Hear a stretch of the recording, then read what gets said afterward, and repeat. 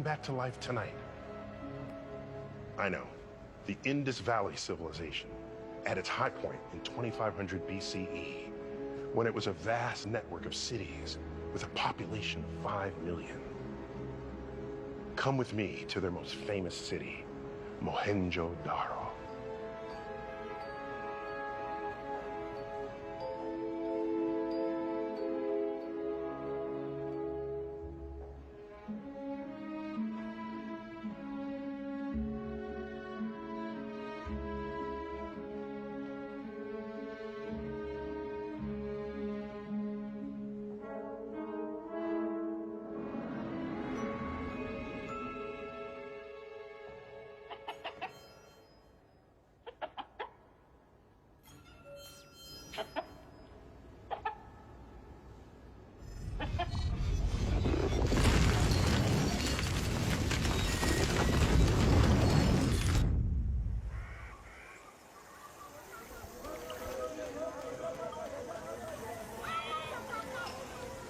We don't know how this pool, called the Great Bath, was used, but we do know that this city was planned and laid out while the Greeks wandered in small tribes, just a band of itinerant merchants.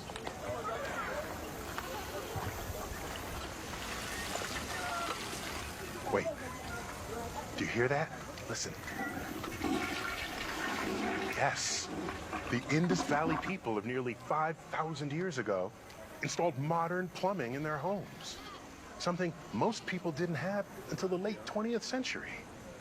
And they mastered other forms of hydro-engineering, underground pipes, sewage management, kitchens with running water.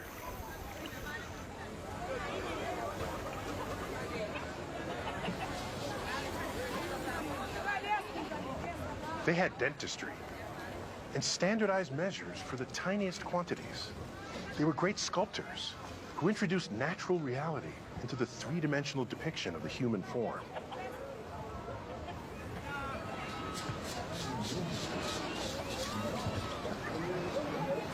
They had writing and hung signs on buildings, but we've yet to understand their meaning.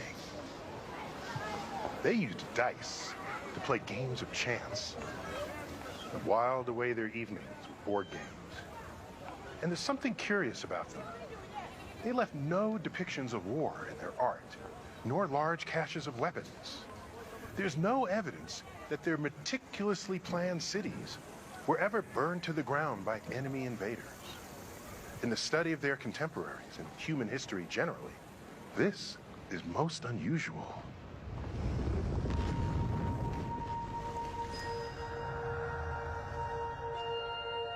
This figurine is one of the only surviving remnants of their civilization.